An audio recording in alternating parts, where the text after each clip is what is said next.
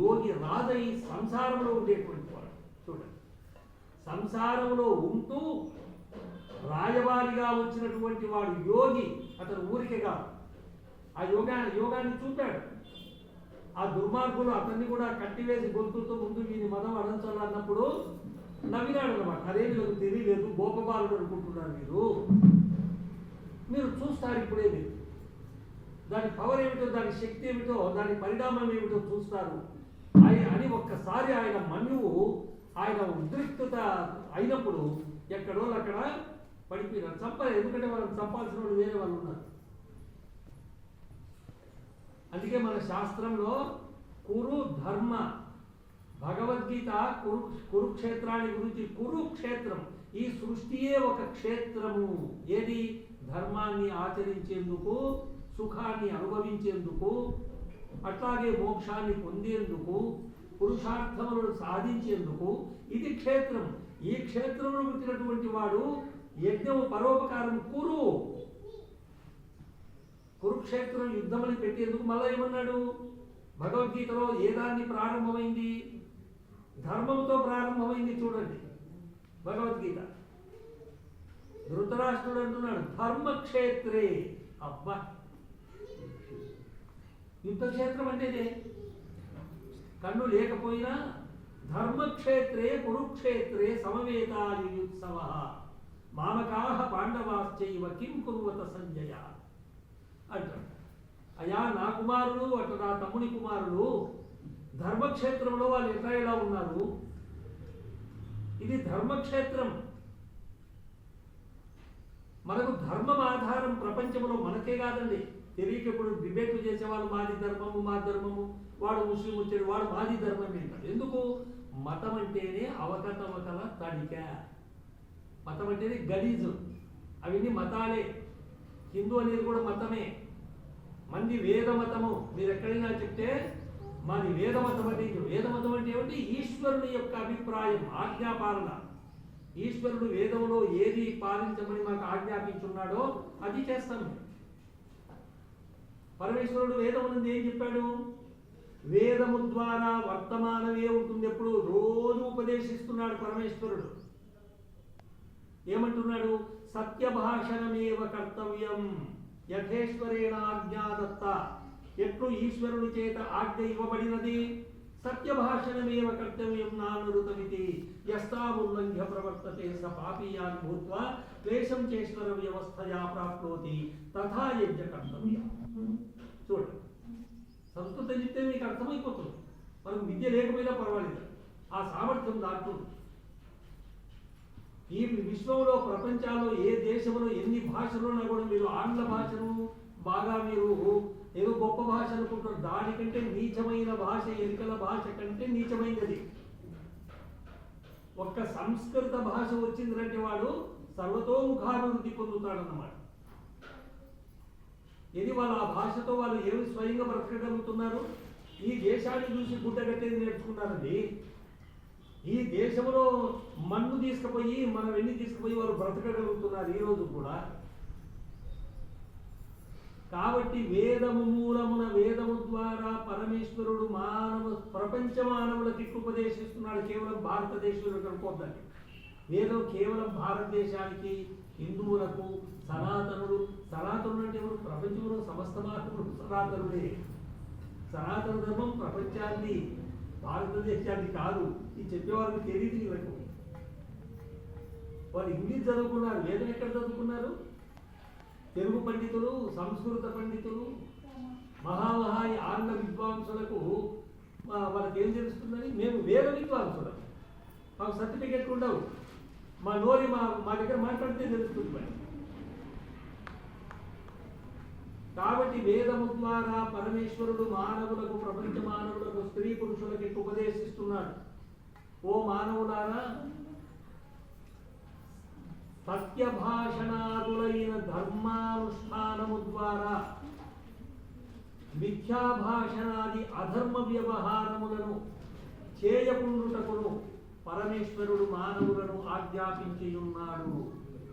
సత్యభాషణాది ధర్మాచరణము చేయుటకు మిథ్యాభాషణాది అధర్మ వ్యవహారములను చేయకుండుటకు పరమేశ్వరుడు ఉపదేశించి ఉన్నాడు.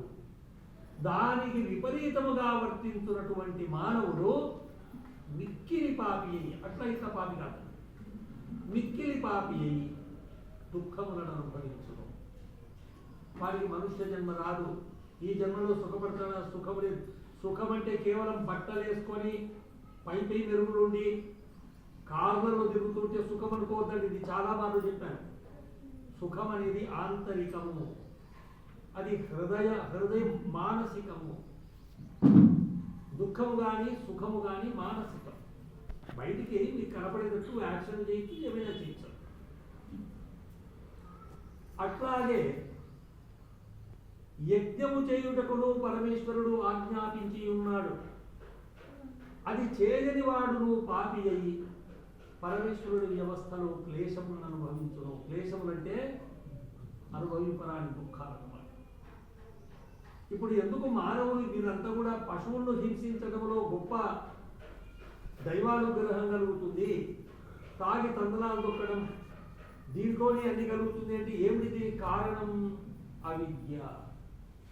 అవిద్యకు 4 తలలు. సత్యాన్ని అసత్యం అనుకుంటాడు, నిత్య పదార్థాన్ని అనిత్యం అనుకుంటాడు, అనిత్య పదార్థాన్ని నిత్యం అనుకుంటాడు. అశుచి అపవిత్రతలో పవిత్రతను చూస్తాడు వాడు.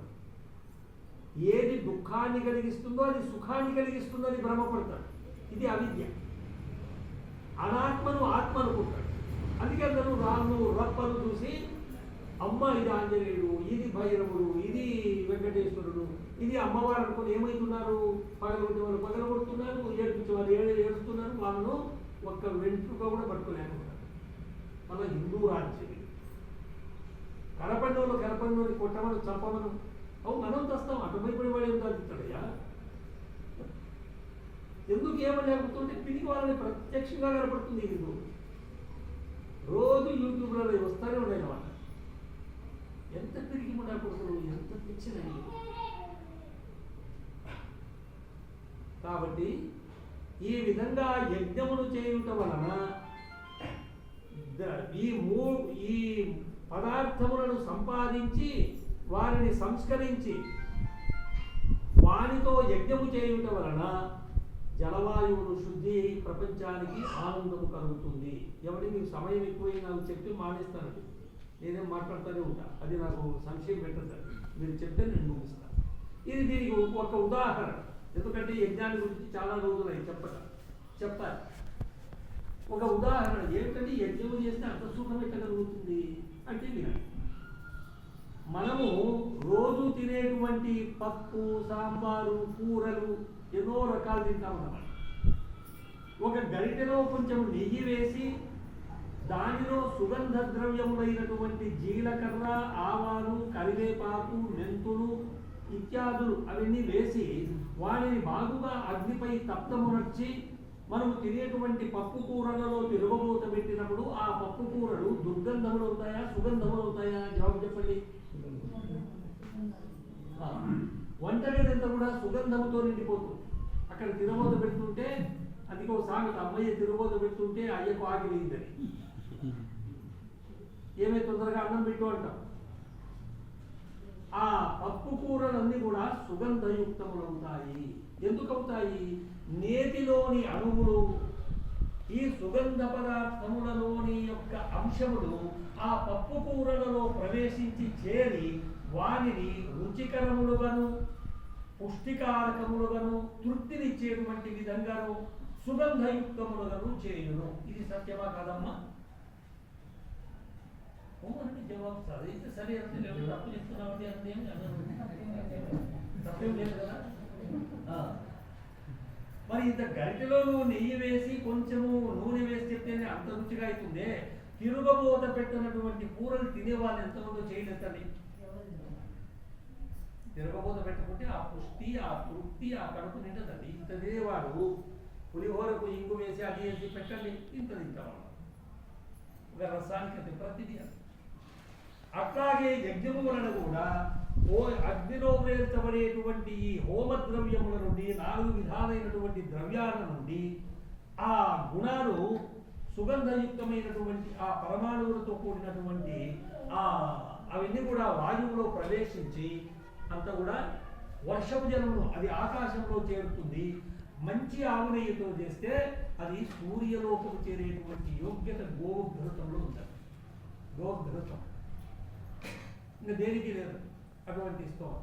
తింటే కూడా గోఘృతము గోవు పాలు ఆయుస్సును పెంచుతాయి, శరీర కాంతి పెరుగుతుంది, మేధ బాగా ప్రజ్వరిల్లుతున్నది, వృద్ధి అవుతున్నది. ఎవరు చదివేవానికి ఊరికే గోవుని ఇదిని పశువులు కాసుకుంటే పెరగదు, ఆరోగ్యం ఉంటుంది. ఎవడు ఆలోచన చేస్తాడో వారికి వేదాధ్యయనం చేస్తాడో విని వాళ్ళకి పెరుగుతుంటారు. క్షీరేణ ఆయుష్యం వర్ధనం ఘృతేన వర్ధతే బుద్ధి.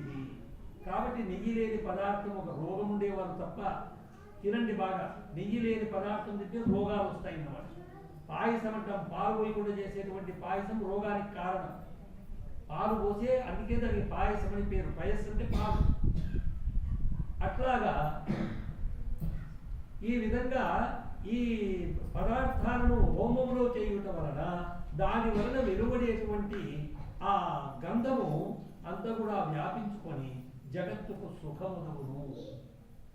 దీని వలన మనకు బాగా వర్షాలు వస్తాయి, బాగా పంటలు పండుతాయి. అట్లాగే యజ్ఞము పరోపకారము కొరకే చేయబడును. ఈ యజ్ఞము ఎవరు చేసినా, ఎవరంటే వారు చేస్తే దీనికి విపరీతంగా చేస్తే అపకారం జరుగుతుందని అది గుర్తుపెట్టుకోవాలి. ఆర్య సమాజకులు విద్వాంసులు సత్యార్థ ప్రకాశంలో ఎట్లా చెప్పారో అలాగే చేయాలి. దాంట్లో ఏమంటే వేస్తే దాని వలన ఎంత ఉపకారం, మంచి వేస్తే ఎంత ఉపకారం జరుగుతుందో చెడు పదార్థం వేస్తే అంతే అపకారం జరుగుతుంది. గుర్తుపెట్టుకోండి. బట్టలు వేయడం, అవి ఇవి వేయడం, పట్టుబట్టలు వేయడం. పట్టు ఒక పురుగు చావలేదే నీకు పట్టు రాదు. ఆ పట్టుబట్టలు వేస్తే దానివల్ల ఆ పురుగులో ఉండేటువంటి ధాతువులు నీచ పదార్థాలంతా సూక్ష్మమై అతిగా వ్యాపించుకొని దుఃఖాలు కలుగుతాయి అన్నమాట. కాబట్టి అలా చేయాలి. ఇప్పుడు మనం చేసాం, అందరికీ సుగంధమే వస్తుంది, ఎవరు దగ్గలేదు, ఎవరికి బాధ లేదు, ఏమీ లేదు అన్నమాట.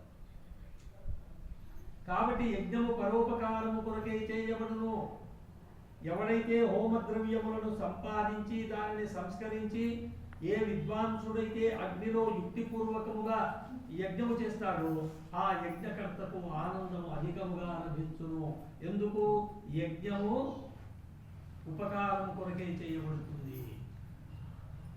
ఏ మానవుడు, ఏ స్త్రీ పురుషుడైతే జగత్తునకు ఉపకారము తన శరీరములతోనూ మనస్సు వాక్కుతో ధనముతోనూ ఎవరైతే ఇట్లా అధికంగా యజ్ఞాలకు ఉపయోగపడతారో, ఎంతో మంది చూడండి ఘృతం ఇచ్చారు, కిస్మిస్ ఇచ్చారు, కొబ్బరి ఇచ్చారు. అందుకే ఇక్కడ యజ్ఞ ఫలం చెప్తున్నాడు దయాళుడు. అది శాస్త్రంలో ఉన్నది. జైమిని మహర్షి చెప్పాడు. ఏ మానవుడైతే జగత్తునకు తాను క్రియల ద్వారా తనోమనముల ద్వారా జగత్తుకు ఆనందము కలిగిస్తాడు, అతనికి ఆనందము మన కలిగించాల్సిన పనిలే. పరమేశ్వరుని వ్యవస్థలో అధికాంశము సుఖము లభించును. ఇది బాగా గుర్తుపెట్టుకోండి. మీకంతా సుఖం లభించి తీరుతుంది, మీకు తెలియదని, మీకు కొరత ఉండదు, మీరు ఆనందంగా ఉంటారు. దాన గుణంలో ఎంత మహత్యం ఉందో అది అందరికీ తెలియదు. అంతకంటే అధికంగా పరమేశ్వరుని వ్యవస్థలో సుఖము కలుగుతుంది. కాబట్టి ఇట్లు స్తుతించుట వలన ప్రతి మానవుడు ఎంకరేజ్మెంట్, ప్రోత్సాహం ఇచ్చినట్లు అవుతుంది. యజ్ఞము చేయాలి అనేటువంటి కోరిక, జిజ్ఞాస తనకి కలుగుతుంది. ఓహో, నేను కూడా పుణ్యం సంపాదించాలి, నా కుటుంబం సుఖంగా ఉండాలి, నేను ఈ జన్మలో పుణ్యాత్ముని కావాలి. మరు జన్మ ఉంది, మరు జన్మను మంచిగా తీర్చిదిద్దుకునేది భగవంతుని చేతిలో కాదు, మన చేతిలో ఉంది. గుర్తుపెట్టుకోండి. ఈ రోజు నువ్వు అంతా ఇంత కోటి రూపాయలు సంపాదిస్తే నీవు వృద్ధాప్యంలో నువ్వు చాలా సుఖపడేందుకు, నీ పిల్లలను పెద్ద చేసేందుకు, ఉద్యోగాలు సంపాదించేందుకు ఎట్లా అవసరం వస్తుంది అనుకుంటావు. ఇది సత్యం కాదు, తారుమారు కావచ్చు. కానీ దీనిలో అగ్నిలో వేసిన పదార్థం తారుమారుగా ఖచ్చితంగా నీ యొక్క అకౌంట్లో ఉంటుంది. దీనికి అకౌంట్ ఉండదు, నీ చిత్తమే నీకు అకౌంట్, నీకే తెలియదు. ఆనందం అనుభవిస్తావు. కాబట్టి ఆ పరమేశ్వరుని వ్యవస్థలో సుఖం కలుగుతుంది. పరమాత్ముని యొక్క ఆ ప్రోత్సాహము వలన ఏ మనుష్యుడు యజ్ఞము చేయదలుచుకుంటాడో అది ఒక శుభ సూచకము. యజ్ఞద్రవ్యాలను సంపాదించుకోవాలి, హోమ విద్యను బాగుగా నేర్వాలి. కాబట్టి మాలాంటి వాళ్ళని పిలిస్తే మీరు ఒక్క రూపాయి ఇవ్వకుండా 4 రోజులు కాదు వారం రోజులు మీకు యజ్ఞక్రియలు నేర్పుతాము నేను చాలా మంది చెప్తున్నాను. ఇప్పుడు కూడా చెప్తున్నాను. ఏం కష్టం కాదు. మంత్రాలు పెట్టి బాయహట్టు కొట్టాలి. నిదానంగా మీకు ఒక నెలలోపు వచ్చేస్తాయి. రోజు చదవండి, ఆటోమేటిక్గా అవుతాయి. వేదములో మంత్రముల యొక్క సులభము ఉచ్చారణ ప్రపంచంలో ఏ భాషకు అంత సులభం కాదు. మాకు గుర్తు పెట్టుకోండి. తెలుగు కష్టం. నేను తెలుగు నాకు కంఠపాఠం కాదు. అరే ఒక మంత్రం చెప్పేదంటే అప్పుడే వస్తుంది. ఇదేమని పెద్ద విచిత్రపడుతుంటుంది. ఎందుకంటే పరమేశ్వరుడు మనకు తల్లి, తండ్రి, సఖుడు, భర్త సర్వము. త్వమేవ మాతా చ పితా త్వమేవ త్వమేవ బంధుశ్చ సఖా త్వమేవ త్వమేవ విద్యా ద్రవిడం త్వమేవ త్వమేవ సర్వం మమదేవ దేవ. కాబట్టి ఇదే విషయము పరమేశ్వరుడు ఉపనిషత్తులో కూడా ఇదే విధంగా చెప్పబడింది. శతపథ బ్రాహ్మణంలో కూడా చెప్పబడింది. అగ్నేర్వై ధూమో జాయతే ధూమాదభ్రం అభ్రాత్ వృష్టి అగ్నేర్వా ఏకా జాయంతే తస్మాజాహ తపోజాయితి. మనం అగ్నిలో వేయించబడు హోమ ద్రవ్యముల నుండి ధూమము బాష్పము ఉత్పన్నమునగును. ఇది సైన్స్ అమ్మ. చదువుకున్న వాళ్ళకు బదులు మాట్లాడేకూడదు. ప్రపంచంలోనే అగ్నిలో మనము ఏ పదార్థాలు వేస్తున్నామో దాని నుంచి మనకేమొస్తుంది? ధూమం, పొగ వస్తుంది. మీరు చూస్తున్నారు. అట్లాగే దాని నుండి బాష్పం ఉత్పన్నమవుతుంది. ఈ అగ్నికి ఏ గుణం ఉందంటే ప్రపంచంలో ఏ పదార్థానికి లేదు. భేదక శక్తి అనేటువంటి గుణం ఉన్నది. అది వృక్షములు, ఓషధులు, వనస్పతులు, జలము మున్నగు పదార్థములలో ప్రవేశించి దాని అందరి రసమును వేరు చేసి వాయువు ద్వారమున ఆకాశమున చేర్చును. అందరి జలాంశము బాష్పమునబడును. దానిలోని నీటి శాతం ఏమనబడుతుంది? బాష్పం. శుష్కాంశము అంటే సారహీనమైనటువంటిది, స్థూలమైనటువంటిది అదేమవుతుంది? ధూమం అనబడుతుంది అన్నమాట. ఈ పరమాణువులు రెండొంటితో కలిసి ఘనీభవించి అంటే గట్టిపడి మేఘం అవుతుంది. ఆ మేఘము వలన వృష్టి జరుగుతుంది, అంటే వర్షము పడుతుంది. ఆ వర్షము వలన మనకు పంటలు బాగా సమృద్ధిగా పండుతాయి. ఈ మందులు కొట్టాల్సిన పని లేదు. ఎక్కడ యజ్ఞాలు జరుగుతాయో, ఎక్కడ ఉరుము మెరుపులతో కూడిన వర్షం వస్తుందో అక్కడ సమృద్ధిగా పంటలు రుచి పక్వములై పండుతాయి. దాని వలన ధాన్యాదులు మనకు సమృద్ధిగా కలుగుతాయి. ఒక్క సంవత్సరం పండితే నేను పిల్లప్పుడు ర్యాగిడి నేలలో ఇల్లు పట్టక బజార్లో అది దాన్ని ఏమంటారంటే పాత్రల సొప్ప అన్ని పెట్టి పూడ్చేవాళ్ళకి. చూడండి, 3 సంవత్సరాలు కాలు మీద కాలేసుకొని తింటే కూడా సంవత్సరం ఏం పడక నీళ్ళు పెట్టాల్సి మళ్ళీ కరెంటు ఫీజులో ఏం లేదా మాట. కాబట్టి ఆ ధాన్యాదుల వలన మనకు అన్నం సమృద్ధిగా పుష్కలంగా కలుగుతుంది. అన్నం వలన ధాతువు, దాని వలన వీర్యము, బలము, దాని నుండి శరీరము, తన్మూలమున మరలా కర్మములు. కాబట్టి ఇటువంటి కర్మలు అవిచ్ఛిన్నంగా కొనసాగాలి. ఇదే విషయం తైత్తిరీయోపనిషత్తులో కూడా చెప్పబడింది అన్నమాట. ఏమంటే సమయం ఏందే ఎట్లా మీరేం చెప్పుకున్నట్టు ఉండదండి, మీకు చెప్తున్నాను అన్నమాట. అంటే దేనిలో కూడా భేదం లేదు. తస్మాద్వాయే తస్మాదాత్మన ఆకాశ సంభూతః ఆకాశాద్వాయుః వాయోరగ్నిః అగ్నిరాపః అద్యః పృథివీ పృథివ్యాం ఓషధయః ఓషధిభ్యోऽన్నం అన్నాత్రేతః రేతసః పురుషః సవాయేష పురుషోన్నరసమయః. ఆ పరమేశ్వరుని అనంత సామర్థ్యము వలన ఆకాశము, వాయువు, అగ్ని, జలము, భూమి, మిగతా పదార్థాలన్నీ ఉత్పన్నములైనవి. ఇది ఎవరు సృష్టి చేశారండి? ఇవన్నీ ప్రపంచంలో ఎవరైనా సృష్టించే వాళ్ళు ఉన్నారా? పోనీ నాశనం చేసేవాళ్ళు ఉన్నారా? పూర్తి లేరండి. మీరు భ్రమపడద్దండి. ప్రపంచంలో నాశనం చేస్తారు, అన్ని దేశాలు కలుసుకొని అంటారు. చాలా కోట్ల మంది ప్రాణులు చంపగలరు, కాలుష్యాన్ని ఏర్పరచగలరు. ఏది భగవంతుడు ఇచ్చినటువంటి ఆ బుద్ధి జ్ఞానాలను దాన్ని వ్యతిరేకంగా ఉపయోగించడం వలన. కానీ సృష్టిని వాళ్ళు పూర్తి నాశనం చేయలేరు. వాళ్ళకి ఆ సామర్థ్యం మనుషులకు లేదు. అదే మా కొద్ది వరకు చేస్తారు. పూర్తి నాశనం ఎవరి చేత కాదు. ఎందుకంటే వాడు అల్పజ్ఞుడు, మానవుడు. వాని అల్ప పరిమాణం వాడి శరీరం, వాని బుద్ధి అల్పం, వాని క్రియ అల్పం, వాని చేతులు కాళ్ళు అల్పం. కాబట్టి కొన్ని కోట్ల మందిని చెప్తారు. కానీ అన్ని ప్రాణులు కావు. మన కరోనా వచ్చింది, ఎన్ని ఈగలు చచ్చిపోయినాయండి, ఎన్ని కుక్కలు చచ్చిపోయినాయి, ఎన్ని ఏమైనా కొన్ని జంతువులు ఉంటే, ఎన్ని కోట్ల మంది మనుషులు తెచ్చారు. మనుషులే తెచ్చింది కానీ అంత ఇంకో మంది అందరినీ నాటి. మాకు కూడా కరోనా 2-3 సార్లు తగిలింది. ఎందుకంటే కరోనా వచ్చిన బంధువులు ఇంట్లో పెట్టుకొని మేము వ్యక్తం చేసి వాళ్ళని బాగు చేసి పంపించాను నమ్మకంతో. బయట వచ్చి పడిపోతా ఉంటుంది నేను, కానీ చంపలేడు. తిప్పతీగ, తిప్పాకు, జామాకు, ఏంటంటే ఆకుని మా బిడ్డ అన్ని రక్షాయి చేసి అందరికి వచ్చింది. అందరూ ఎవరు చావలేదు.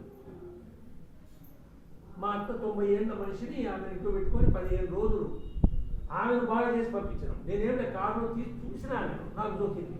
అప్పుడే పడిపోయి నాకు అర్థమైంది. భయంతో చాలా మంది చస్తారు, గుర్తు పెట్టుకోవాలి. ఎవరిని చస్తే ఏం కాదు, శరీరాన్ని పుట్టింది చస్తుంది, మనం జాబం. కానీ భయం ఉంటుంది, కానీ ధైర్యం అనేటువంటిది ఉండాలి. కృతం కర్మ పురుషోభిజాయితే. కాబట్టి మనం మంచికి ఇప్పుడు ఎలా బాగా ఉండాలని మనం ఆలోచన చేస్తామో, మరణా జన్మ కూడా బాగుండాలి అనేటువంటిది మర్చిపోవద్దండి. రేపు మన జీవితం ఇంతకంటే మెరుగ్గా ఉండాలి, ఇంతకంటే రాత్రికి బాగా తిని హాయిగా నిద్రపోవాలి, తప్పులేదని కోరుకోండి అట్లా. కానీ దానికి ఏ క్రియ చేస్తే, ఏది వాడితే, ఏది మనం అనుభవిస్తే అట్లుంటాము. కాబట్టి నువ్వు ఎట్టి కర్మ చేస్తావో అట్టి శరీరం వస్తుంది. లోకం అంటే శరీరం అని కూడా లోక్యతే ఇది లోక. కాబట్టి పరమేశ్వరుని అనంత సామర్థ్యము వలన పంచభూతాలు, అట్లాగే ఈ పృథివీ వలన పైరులు, దాని వలన పంటలు, దాని వలన ధాన్యాలు, దాని నుండి అన్నము, దాని నుండి ధాతువు వీర్యము, దాని వలన శరీరము ఏర్పడుతున్నాయి. అన్నము అంటే అర్థం ఏమిటండి? తినేవాడు కూడా అన్నమే అండి, పేరు గుర్తుపెట్టుకోవాలి. అద్యతే అత్తిచ భూతాన్ని తస్మాదన్నం తదుచ్యతే. తినబడేదే కాదు అన్నం, అది అన్నమే. తినేవాడు కూడా అన్నము అనబడతారు. అట్లాగా పరమేశ్వరునికి కూడా అన్నం అని పేరు. ఈ సమస్త సృష్టిని, అన్ని ప్రాణులకు అన్నం పెట్టి ఈ ప్రళయం చేస్తాడు. అది పరమేశ్వరుడు తిన్నట్టు లెక్క. అట్లాగే జీవుడు కూడా అన్నం అత్తి తినేవాడు. ఈ శరీరం ఇంకొక జీవుడికి జంతువు చేత తినబడుతుంది, అది కూడా అన్నమే. అందుకే